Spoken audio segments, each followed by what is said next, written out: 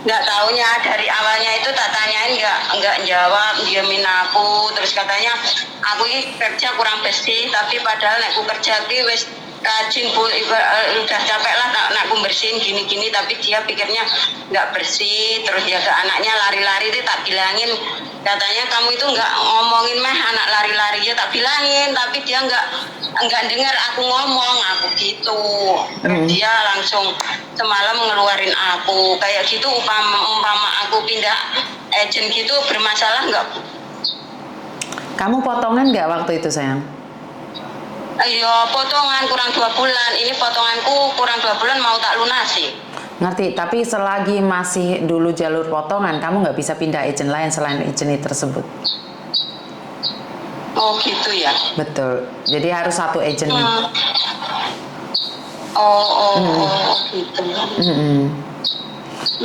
Jadi kamu harus pulang Indonesia.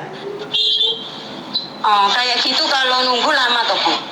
Yo, rezeki-rezekian. Ada yang 1 bulan, ada yang 2 bulan, ada yang 3 bulan, ada yang 6 bulan.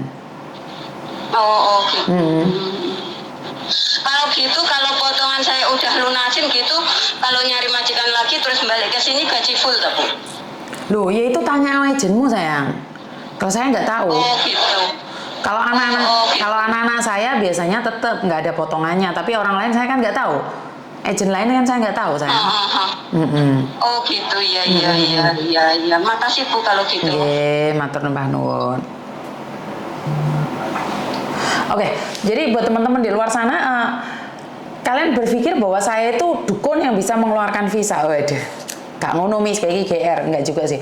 Maksud saya adalah banyak orang yang mengira kalau jawaban saya, oh pasti bisa. Yo gak iso no rek. Iya benar. Pokoknya katakan no untuk uang pacar mending ditabung, betul.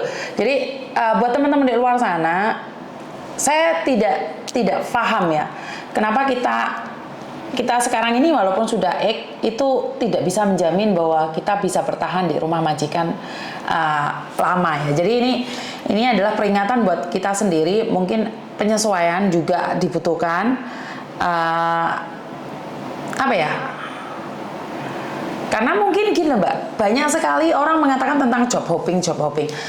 Jenengan pernah dengar nggak seminggu yang lalu salah satu pembantu dari Filipina itu jatuh dan meninggal di Laiciko kalau saya tidak salah ya. Dan apakah ini tidak membuka ruang untuk orang Hong Kong nih untuk berpikir bahwa sebenarnya itu banyak sekali yang pekerjaan tidak sesuai dengan job. Dan saat kita mengutarakan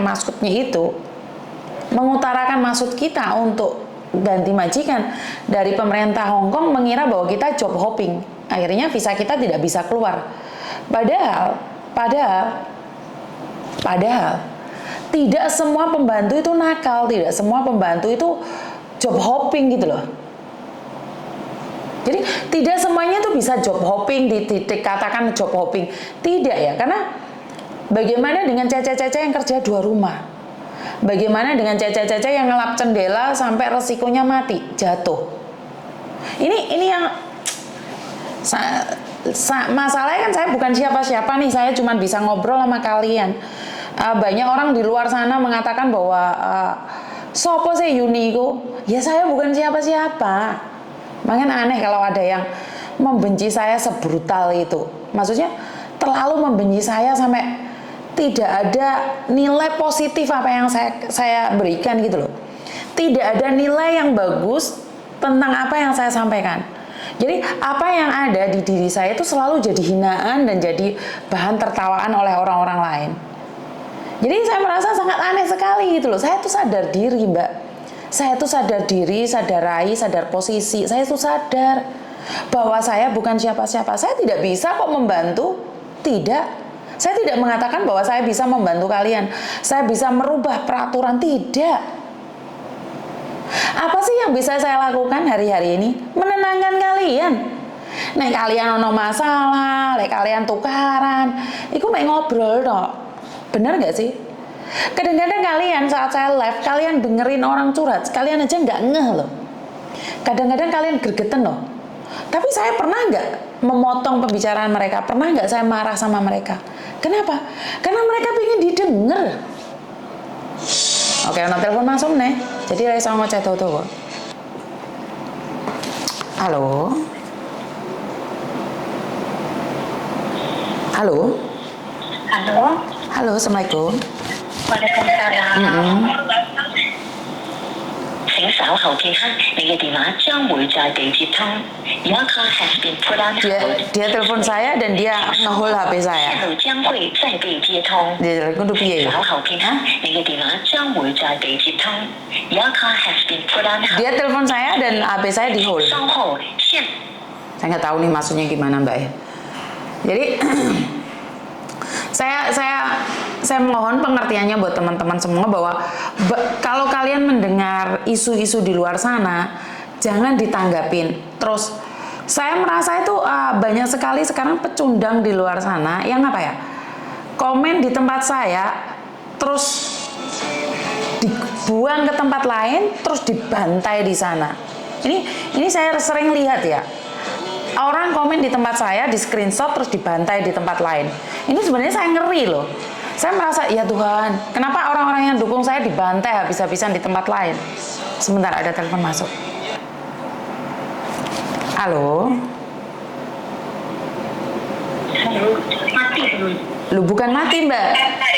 Bukan mati Mbak. Tapi HP-mu kamu telepon orang lain. Oh enggak, nggak ada, saya nggak ada telepon orang lain. Enggak. Oke, kenapa sayang? Ya mau curhat-curhat aja. Oke, tapi ingat ya, kalau curhat jangan pernah menyebut nama siapapun termasuk namamu sendiri, karena saya tidak ingin setelah viral kalian minta take down. Miss Yuni ki mek dolanan YouTube, Facebook, ngeger-ge ngonten tok, ya. Kenapa Saya sayang? mungkin mau cerita tentang penipuan waktu saya masih di Indo ya, sebelum saya jadi TKW ya. Oke, penipuan di Indonesia, piye iki?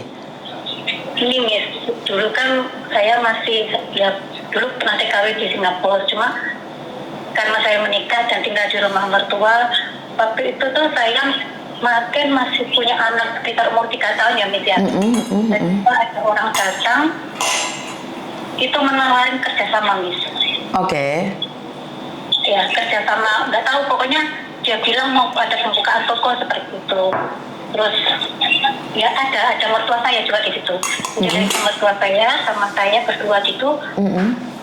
Terus dia menawarkan pembukaan toko baru setelah kerjasama seperti itu. Lalu dia itu seperti kita diajak ngobrol-ngobrol gitu loh, Miss, kayak santai gitu loh. Terus saya kan mendengarkan karena saya juga berminat gitu ya, Miss ya. Jadi nggak ada prasangka apa-apa gitu. Kemudian dia bilang kan harus ada uangnya gitu. Nah, tapi saya tidak ada uang, waktu itu saya tidak ada uang.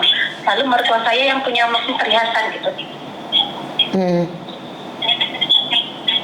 Waktu itu tuh kita berdua itu nggak sadar kalau mereka itu penipu, kita itu nggak sadar sama sekali. Jadi ada seorang wanita dan seorang laki-laki yang pakai mobil gitu, Jadi dia ngobrol gitu sambil dia merokok ya, seperti itu. Saya kan masih gendong anak, terus dia itu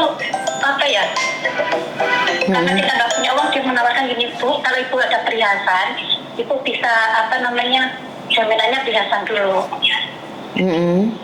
Lalu kita juga memberikan mas-masan gitu loh. Jadi kalungku juga perhiasan ibu mertua itu juga kami kasihkan semua. Jadi kayak nggak sadar gitu, Miss. Nah, setelah mereka mendapatkan itu, kok kayaknya itu mereka langsung pergi itu. Baru setelah mereka pergi itu kita kayak orang gimana ya, Miss? Kayak orang bingung gitu loh, Miss. Nah, setelah itu kan saya sadar dong. Saya itu terduduk. Kita mau cari orang itu tuh mobilnya itu sudah nggak tahu. Kita kejar itu sudah nggak kelihatan. Ya itu cuma salah satu pengalaman penipuan pertama saya waktu di rumah itu. Oke, jadi secara tidak sadar nih ada orang datang ke rumahmu. Ya, lalu saya bekerja di Hong Kong ini. Ya, Sebentar Mbak, kamu ngobrol sama saya tapi kamu dengerin saya di YouTube, makanya kamu bingung saat saya nanya kamu nggak ada jawaban. Jadi nggak nyambung. Matiin dulu suara saya dulu yang di YouTube-nya itu. Iya. Oke. Iya, Miss. Nah, jadi kamu tidak sadar nih saat kamu melakukan semua itu. Setelah mereka pergi baru kamu tahu bahwa semuanya hilang. Kita berdua itu nggak sadar kayaknya, Miss. Oke. Kita berdua mungkin karena saya sudah pengen punya toko sendiri gitu loh. Jadi ada orang datang itu mungkin apa namanya ya nggak tahu ya, kita itu nggak sadar. Mertua saya juga ada loh, Miss, berdua. Kita itu berdua, saya nggak sendirian. Saya itu nggak sendirian, apalagi kayak mertua saya itu kan pedagang di pasar kan. Jadi kan mungkin kayak dia kan lebih tahu orangnya gitu kan. Maksudnya lebih berpengalaman lah daripada saya. Kita berdua itu kadang-kadang kayak nggak sadar. Karena posisi saya kan sudah mau keluar, sebenarnya saya itu sudah mau siap-siap ngeluarin motor kan sebenarnya. Kemudian ada orang datang kan, kita nggak berprasangka apa-apa ya, kita persilahkan ada apa gitu seperti biasa. Ya ngomong baik-baik, terus kita tuh nggak berprasangka dia mau menipu atau gimana, itu nggak sadar karena ngomongnya dengan santai gitu loh. Oke, jadi nggak merasa dibohongin gitu. Perhiasan mereka sudah pergi, loh kok bawa perhiasan kok nggak dikasih, maksudnya kita nggak dapat surat apa-apa gitu. Kalau memang ada kerjasama kan harus ada sesuatu yang dijadikan bukti. Betul. Jadi ini Saman mau ngingetin teman-temannya yang lain agar lebih berhati-hati lagi, benar nggak sih? Iya. Jadi penipuan itu kadang-kadang kita yang di rumah pun kadang, itu pengalaman saya. Kadang kita di rumah pun harus berhati-hati ketemu dengan orang. Kalau ada orang datang itu ya lebih hati-hatilah. Apalagi menawarkan kerjasama yang tidak jelas. Siap. Terima kasih sudah mengingatkan teman-teman yang lain. Semoga bisa. Saya mau tanya, Miss. Iya, kan saya kan sudah lama di Hong Kong itu kan, maksudnya saya sudah punya uang. Terus karena dulu kan itu kan perhiasan milik mertua toh. Terus kemudian saya ada masalah saya kan sudah pisah dengan suami. Itu apakah saya misalkan kehilangan itu, apakah saya perlu mengganti itu? Ini kan berbicara tentang moral, Mbak. Jadi kalau saya pribadi nih, walaupun kita nggak jadi sama anaknya kan itu orang tua. Ya kalau kamu anggap orang tua ya orang tua. Kalau kamu sayang sama dia dan kamu membelikan perhiasan buat dia, itu adalah ya saya percaya dengan Karma Yanti dan Karma Yanto. Kamu nanam bagus, suatu saat kalau kamu punya menantu pasti menantumu bagus juga gitu loh. Bener nggak sih? Kita berbicara moral ini, bukan berbicara tanggung jawab ya. Kalau dipikir tanggung jawab ya nggak tanggung jawab juga sih. Karena nggak ada hubungan sama kamu. Cuman apa yang kamu berikan hari ini pada mertuamu itu akan kamu dapatkan dan di suatu saat gitu loh. Saya percaya dengan itu kok. Ya misalnya kan kalau saya itu tetap menjaga hubungan baik ya, walaupun anaknya tidak baik sama saya ya. Walaupun anaknya tidak baik sama saya, tapi saya itu berusaha untuk tetap bersilaturahmi, tetap menjaga hubungan baik, karena kan saya percaya ke depannya nanti anak saya yang akan mendapatkan hayang yang baik gitu loh. Nanti saya kesini, alhamdulillah ya majikan saya sudah baik. Saya bersyukur sekali. Oke. Jadi saya bertanya ini, apakah saya perlu kehilangan Mas Masar itu, apakah saya harus menggantinya gitu loh. Oke, kalau saya pribadi, kalau saya punya rezeki, kenapa tidak, daripada saya dibohongin oleh orang lain. Terus gimana saya memberikannya, misalkan ya, kan takutnya itu kan nanti salah paham, dikira saya masih berharap dengan anaknya kalau kita memberikan. Maksudnya karena saya itu tidak pernah berprasangka jelek dengan orang lain nih Mbak ya. Kalau saya pribadi mau ngasih moro tua terus marno anaknya salah paham kan urusan dia, bukan urusan saya. Kalau saya pribadi itu saya tidak pernah berpikir dengan orang lain selagi saya melakukan yang terbaik. Oh iya. Kalau kamu mikir tentang omongan orang lain, hidup ini tidak akan pernah bahagia Mbak. Iya, Ada yang lain lagi? Ini Miss. ini saya punya teman ya Miss ya, saya kan di sini ya Miss ya, ada teman itu soal utang-utang lah Miss, soal pinjam. Oke, sebentar. Kalau bukan temanmu sendiri, jangan curhat, jadinya gibah ntar, jadinya fitnah. Jadi Saya mau tanya aja, kan bukan kita ya, ini saya bertanya aja.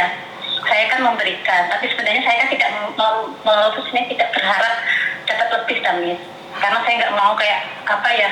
Tapi kan dia maksa ngasih gitu loh, ngasih uang lebih gitu loh. Itu apakah saya memang harus menerima uang itu atau memang saya sedekahkan saja atau gimana tuh Miss? nggak paham saya. Maksudnya gimana? Kan dia pinjam kan, tapi dia mengembalikan itu selalu dengan dikasih lebih gitu loh. Oke, dia pinjamnya berapa, lebihnya berapa? Iya. Kadang dia ngasih itu, kalau saya kan gini, Bukan, sampean jawab aja sayang. Kamu minjemin dia berapa, membalikan berapa? dia kadang mengembalikannya 100, kadang kalau dia pinjamnya 1000, kadang dia mengembalikannya 100, kadang dia 150. Kan saya kan nggak pernah mau minta patokan. Oke. Saya kan nggak pernah Dia kan memberikan dengan ikhlas, jadi saya rasa tidak ada masalah sih. Kan dia memberi, bukan kamu yang meminta, ya rezekimu loh. Iya, saya nggak meminta Miss, tapi saya harus tepat waktu karena saya kalau sekali tidak tepat waktu saya nggak mau Miss. Saya nggak mau karena saya sendiri kan juga punya kebutuhan. Oke. Jadi, tapi cuman hati-hati saja, karena kalau kamu nggak hati-hati hari ini dipinjemin, mungkin bulan depan nggak balikin, kamu jangan marah loh, ntar nambah dosa loh. Karena kan dia bisa bilang. Kan, Miss, makanya saya kan tanya kalau saya. Ini kan karena teman baik kan, karena dia sudah dapat dipercaya gitu loh Miss. Oke. Banyak orang yang ditipu itu karena percaya Mbak, jadi hati-hati aja. Saya sudah mengingatkan, hati-hati aja. Kalau masalah uang, jangan pernah berteman atau percaya. Karena uang itu tidak punya saudara dan tidak punya teman. Iya. Ya Miss, makasih Miss. Yo, assalamualaikum.